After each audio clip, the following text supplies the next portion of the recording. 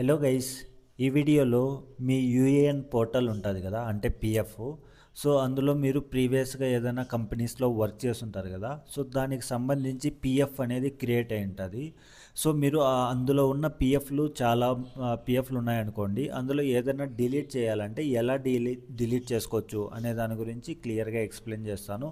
So రీసెంట్గా మనకు ఒక అప్డేట్ అయితే వచ్చింది కదా, అంటే పిఎఫ్కి సంబంధించి ఒక ఆప్షన్ అయితే వచ్చింది. మనం డీ లింక్ అనేసి మీరు కూడా వినే ఉంటారు, డీ లింక్ అని. సో ఆ లింక్ని యూజ్ చేసుకొని మనం ఆ అకౌంట్ పర్టికులర్గా ఏదైతే డిలీట్ చేయాలనుకుంటామో దాన్ని ఎలా డిలీట్ చేయొచ్చు అనేసి క్లియర్గా ఎక్స్ప్లెయిన్ చేస్తాను. సో అంతకంటే మనకి ఇక్కడ ఒక ఆర్టికల్, అంటే దానికి సంబంధించి చూడొచ్చు, can I delete PF account from UAN అనేసి ఉంటే ఇక్కడ మనకు ఎగ్జాక్ట్లీ అయితే పర్మనెంట్గా డిలీట్ చేయలేము అని చూపిస్తుంది. బట్ కొన్ని కేసెస్లో మనమైతే ఆ అకౌంట్ ఏదైనా పిఎఫ్ అకౌంట్ని డిలీట్ చేసుకోవచ్చు అనేసి ఉన్నది. సో అది ఎలా అనేసి నేను క్లియర్గా ఎక్స్ప్లెయిన్ చేస్తానన్నమాట. సో దానికోసం మీరు సింపుల్గా పిఎఫ్ పోర్టల్కి లాగిన్ అవుతారు.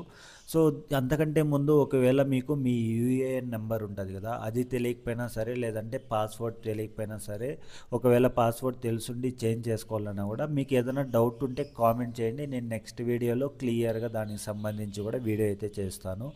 సో వన్స్ మనం డైరెక్ట్ లాగిన్ అయ్యామంటే మనం ఇక్కడ వ్యూ అనేసి ఉంది కదా, ఇక్కడికి వెళ్ళేసి సర్వీసెస్లోకి వెళ్ళామంటే మనకు ఇక్కడ ప్రీవియస్గా మనం వర్క్ చేసిన కంపెనీస్ అన్నీ కూడా ఇక్కడైతే కనబడతాయి.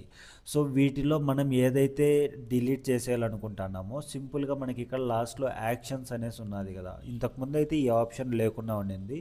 సో ఇప్పుడు ఈ యాక్షన్స్లోకి వెళ్తే ఇక్కడ డీలింక్ అనేసి చూస్తున్నారు కదా, ఈ డీలింక్ అనే దాన్ని క్లిక్ చేసి మనమైతే ఆ పర్టికులర్గా ఏదో ఒక దాన్ని, అంటే ఒక్కటని కాదు, ఇక్కడ ఉన్న వాటిలో మీరు ఏదైనా సరే డీలింక్ అనే క్లిక్ చేసి డిలీట్ అయితే చేసుకోవచ్చు అనమాట.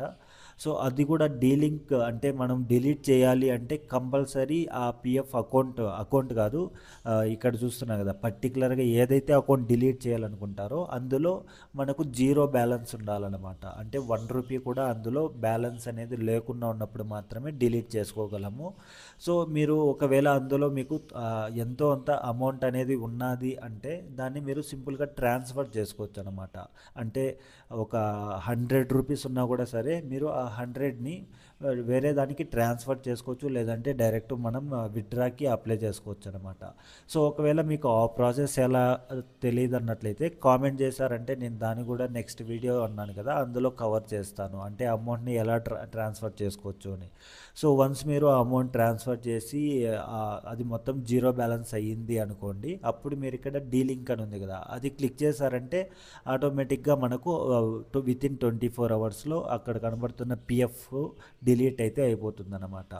సో ఈ విధంగా మనం ఇక్కడ చాలామంది రీసెంట్గా అంటే వాళ్ళ పిఎఫ్లో ఏదైనా డిలీట్ చేయాలి, సమ్ చేంజెస్ చేయాలి అనుకుంటుంటారు కదా, సో అలాంటి వాళ్ళ కోసం ఈ అప్డేట్ అయితే వచ్చిందన్నమాట పిఎఫ్కి సంబంధించి. సో ఇది ఫ్రెండ్స్, ఒకవేళ మీకు ఇంకా ఏదైనా డౌట్స్ ఉంటే కామెంట్ చేయండి. అలాగే కొత్తగా చూస్తున్నట్టయితే తప్పకుండా సబ్స్క్రైబ్ చేసుకోండి. Thank you so much. Bye bye.